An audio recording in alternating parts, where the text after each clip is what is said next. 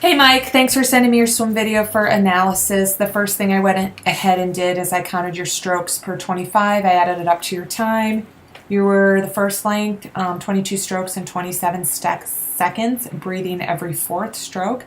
And then on the way back, you were 23 strokes in about 30 seconds, breathing every stroke. So I'm not sure if you were breathless, but your stroke mechanics definitely changed the more you were breathing than the first 25. So then I'm looking at the mechanics of the stroke, breathing, body balance, rotation, and your kick is okay. You kind of don't have much of a kick, which is fine. You don't have much of a pull either, and I'll talk about that in a second. You don't have much of a rotation because you don't have much of a pull. And I can see right now in a paused position of your stroke, your legs are a little low.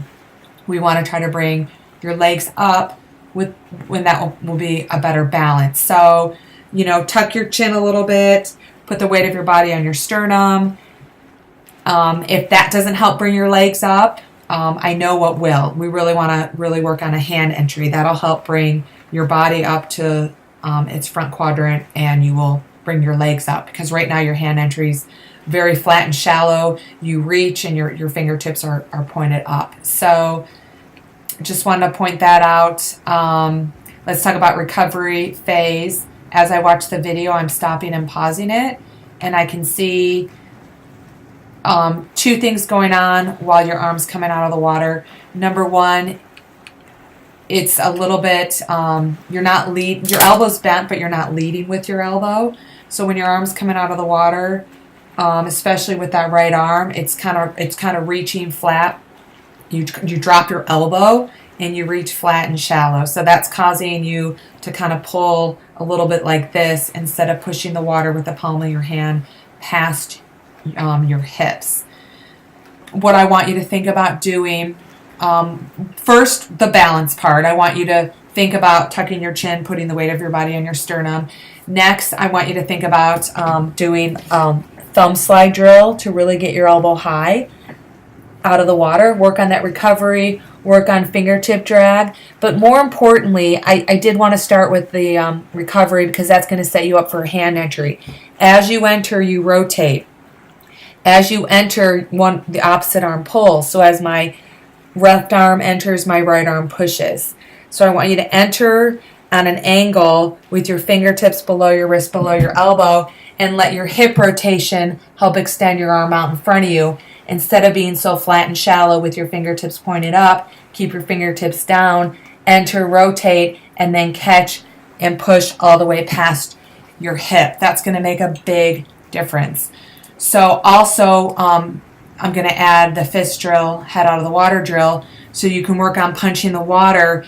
And when you work on that, getting your hand entered deeper, your legs are going to come up. So I'm finding over time that when people work on their hand entry, their balance becomes a lot better.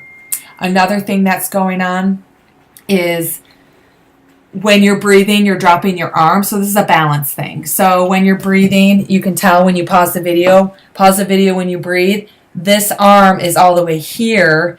You want to the only time you ever want to extend is when you're turning your head to breathe. Then you turn your head back down, and then you catch and you push. Turn your head to breathe, turn your head back down, and then catch and push. You don't want to drop that arm while your head is out of the water to inhale, because then it's going to throw your body balance off.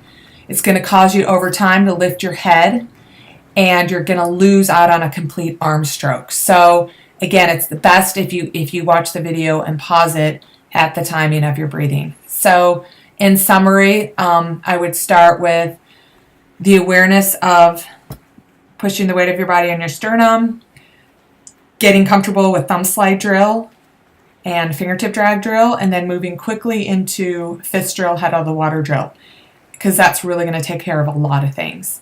And then once you get a handle on that, then you can focus a little bit on the catch and the pull with drills such as underwater doggy paddle and catch-up drill, one-arm only drill.